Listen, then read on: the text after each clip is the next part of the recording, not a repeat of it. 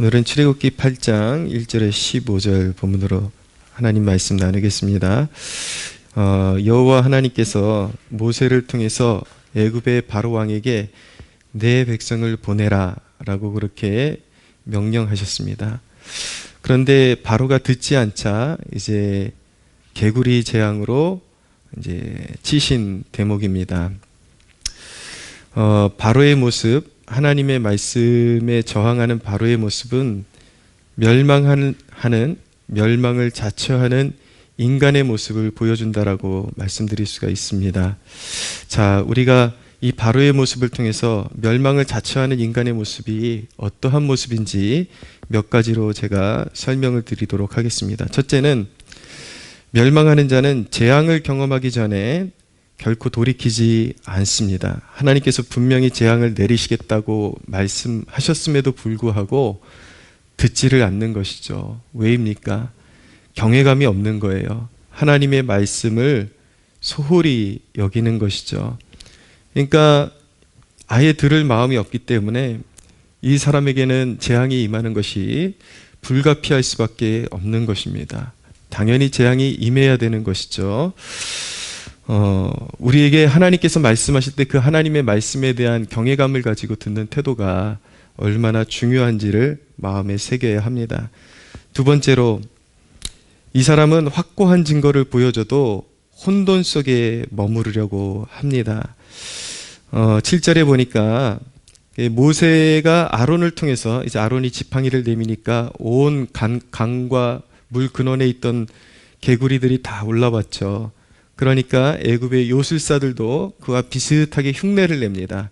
요술사들도 자기 요술대로 그와 같이 행하여 개구리가 애굽 땅에 올라오게 하였더라.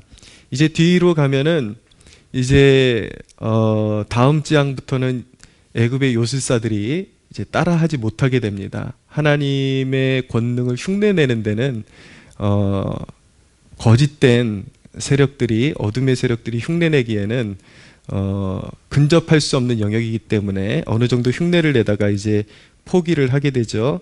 그러나 어쨌든 오늘 대목에 보면은 애굽의 요술사들도 자기들의 그런 요술을 행해서 개구리들이 올라오게 하죠.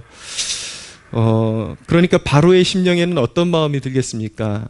이런 거는 세상에 누구라도 할 수 있는 일이고 우연히 일어날 수 있는 흔한 일일 거야 라 그러면서 자기 마음에 이런 애굽의 요술사들은 사람의 마음에서 혼돈을 일으키는 존재라고 말씀드릴 수가 있습니다. 그러니까 바로는 이런 광경을 바라보면서 이것은 하나님의 역사가 아니라 누구나 애굽의 요술사들도 할 수 있는 일이고 우연히 일어날 수 있는 일이라고 마음을 다잡게 되는 것이죠. 그래서 이러한 것들이 그에게는 하나님의 말씀에 저항할 수 있는 명분이 되어버리는 것입니다. 자, 세 번째로 바로는 하나님을 시험하듯 떠보려고 했습니다. 8절에 보니까 바로가 모세와 아론을 불러 이르되 여호와께 구하여 나와 내 백성에게서 개구리를 떠나게 하라. 내가 이 백성을 보내리니 그들이 여호와께 제사를 드릴 것이니라. 언뜻 보면은 바로가 정신을 차린 것 같습니다. 하나님의 백성들을, 이 개구리를 물러나게 해주면 하나님의 백성들을 보내서 제사를 드릴 수 있게, 예배를 드릴 수 있게 해주겠다라고 그렇게 말을 하죠. 그러나 보낼 마음이 있는 것이 아니라 일단 곤고하기는 하니까 이제 해보라라는 식으로 그렇게 제안을 한 것입니다.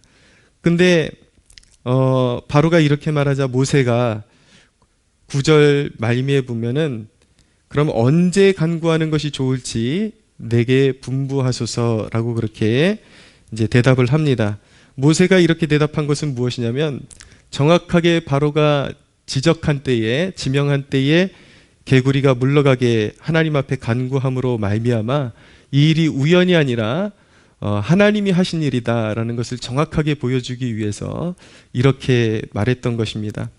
그런데 어리석은 사람은 하나님이 보여줘도 결국은 보기는 하지만 결국은 그 마음의 완고한 대로 보여줘도 복종하기를 보류시킵니다. 그래서 그에게는 멸망이 후련히 다가올 수밖에 없는 거예요. 멸망이 그에게는 정해진 기정사실이 될 수밖에 없는 것입니다.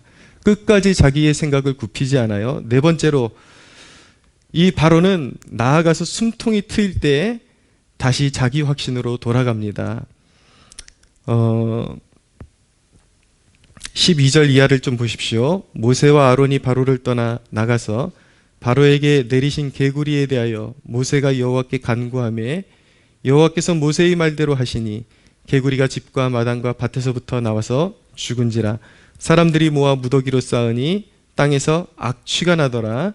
그러나 바로가 숨을 쉴 수 있게 됨을 보았을 때에 그의 마음을 완강하게 하여 그들의 말을 듣지 아니하였으니 여호와께서 말씀하신 것과 같더라 라고 말씀하고 있습니다.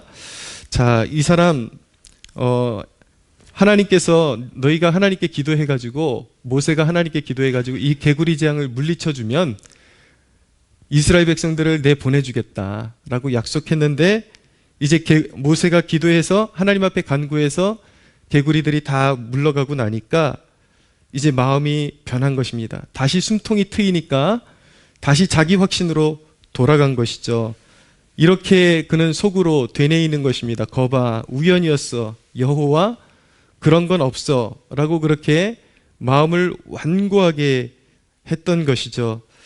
여러분, 진정으로 사람이 회개했는지의 여부는 곤고할 때 그 사람이 나 하나님 앞에 잘할 거야, 나 회개할 거야 라고 말해봤자 소용이 없습니다. 진정한 회개의 여부는 어떻게 드러나는 것이냐면 하나님께서 그 재앙을 물리치셨을 때에 숨통이 트인 다음에 그가 어떻게 대하는지의 태도에 진정한 회개의 여부가 있는 것입니다. 진정한 회개를 이루었다면 재앙이 물러가고 하나님께서 숨통을 트게 만들어주신 다음에 진정으로 하나님을 경외하고 그 말씀이 진실함을 이미 목격했기 때문에 말씀대로 살고자 하는 그러한 이제 태도가 일어나야 되는 것이죠. 그러나 바로는 잠깐 회개를 이룰 것처럼 그렇게 이야기를 했다가 결국은 숨통이 트이니까 다시 자신의 마음에 완고한 대로 그렇게 돌아가 버리고 말았던 것입니다.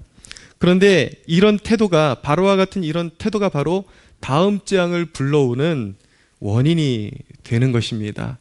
안타깝게도 바로에게 이 재앙은 두 번째 재앙에 불과했지 아직까지도 8가지 재앙이 남아있다는 것을 바로는 모르고 있었습니다.